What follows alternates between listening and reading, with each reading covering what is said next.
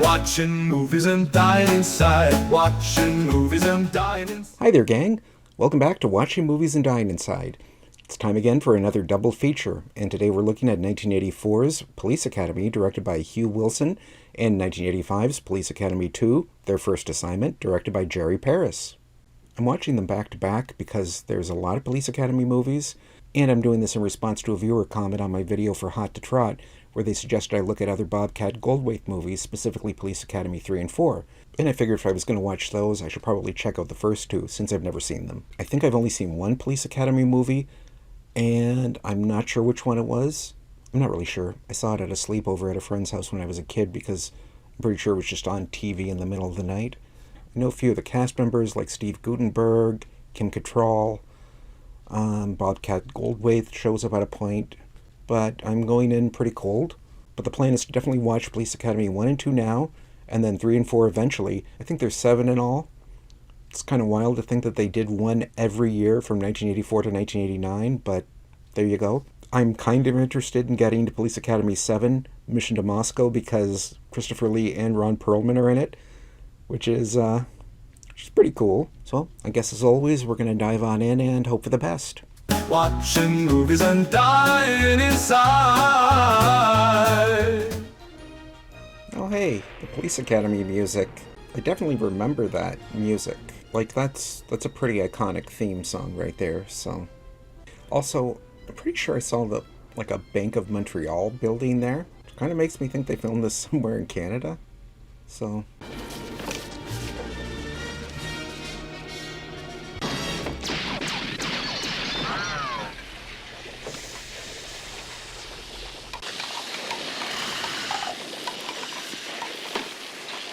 You guys.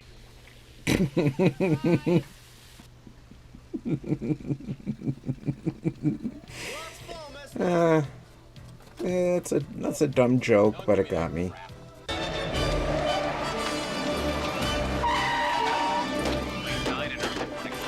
move this car an inch and you're finished, mister! You hear me? It'll give me a chance to meet interesting and unusual people.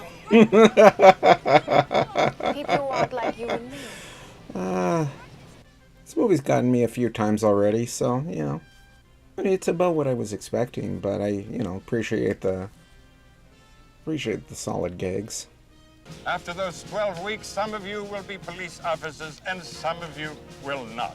Some of you will be here at the academy. Here at the academy, you will learn. You will learn.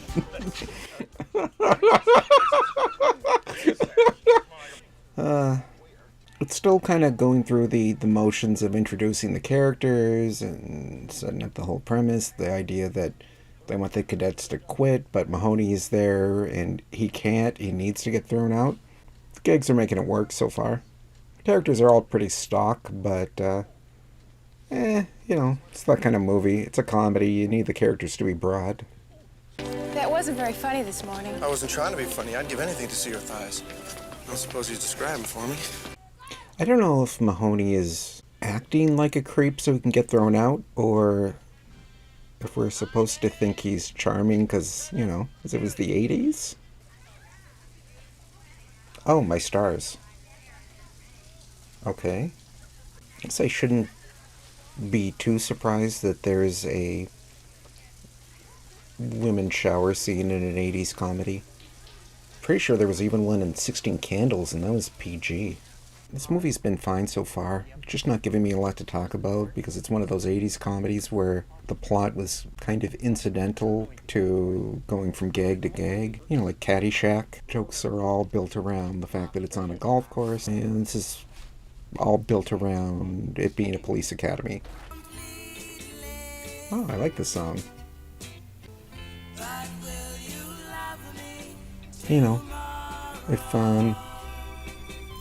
If they're gonna throw casual homophobia in a movie like this, at least it's set to a good song.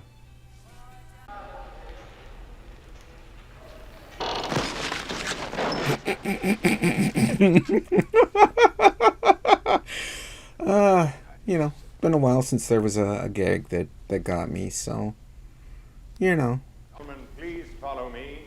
We have a very, very fine slide presentation for you. For those here, I think you'll find the presentation interesting as well as very, very stimulating.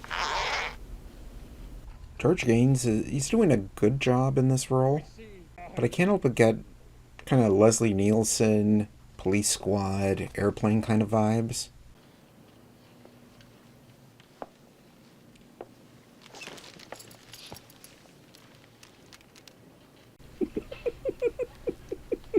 Good speech.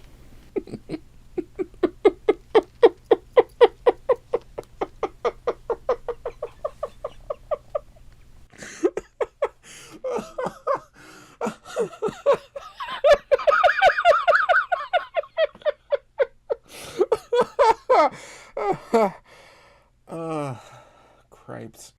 Yo, that was funny. Lieutenant Harris, I've changed my mind. I want to be a cop. Never, punk. Why not? All I have to do is behave. Get out of this car, Mahoney.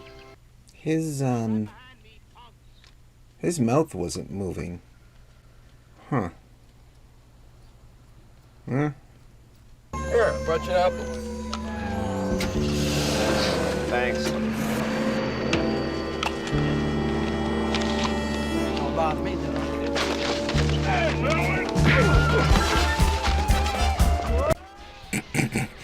Okay. In fact, this brawl started with an apple accidentally hitting someone in the back of the head. That's pretty funny.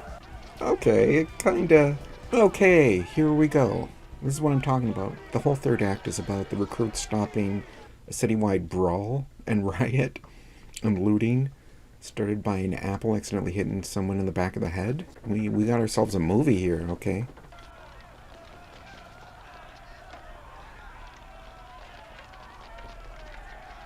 I'm pretty sure I just saw an Ontario license plate on one of the cars that was parked in the street there, so back of my head was kind of wondering if this was filmed in Canada. Ladies and gentlemen, the Commandant of the Academy, Eric Lassard.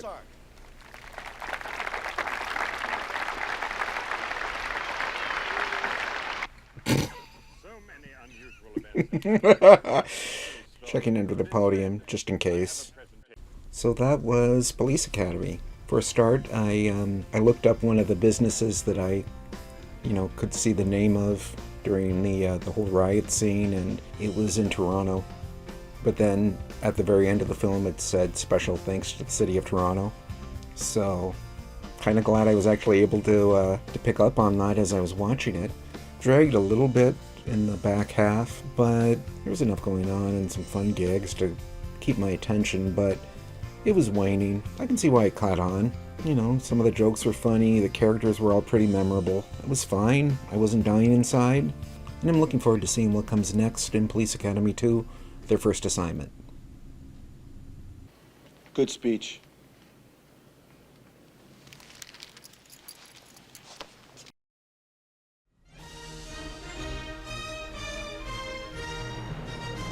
That looks like the exact same skyline from the first Police Academy movie.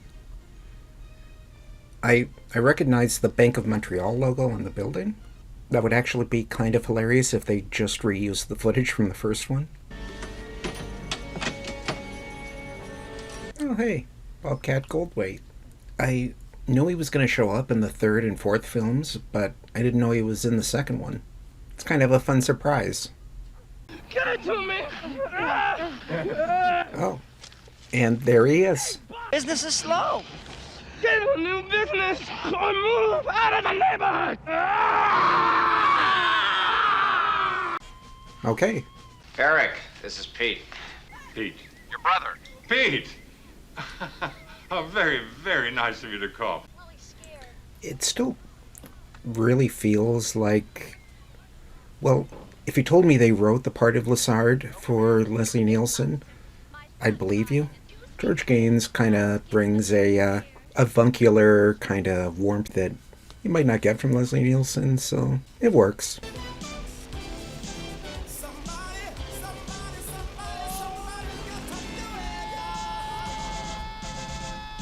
Wait, how did he not see that? And where did that come from? That's...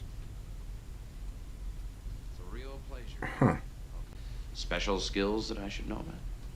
I just learned to perform an emergency. I guess Kim Cattrall didn't want to come back for this one.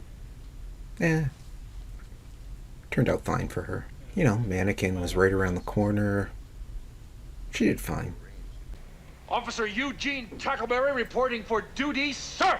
Officer Kathleen Kirkland, and I appreciate you not calling me sir.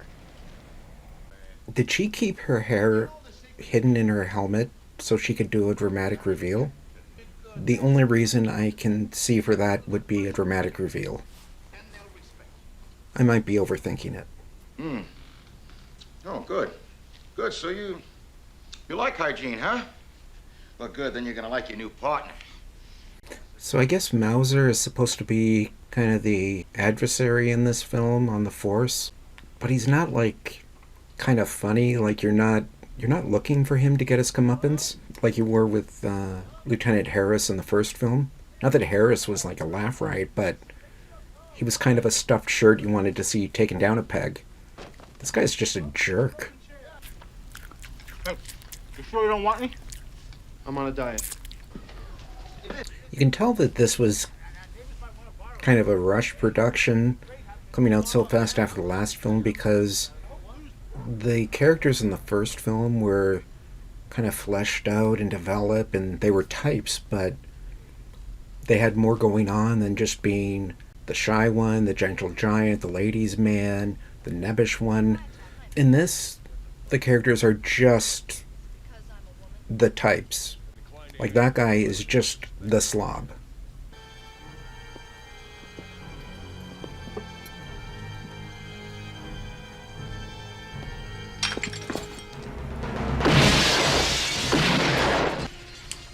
It was kind of funny that they were involved in a shootout because of a misunderstanding, but it just kind of went like a little overboard and kind of killed the joke.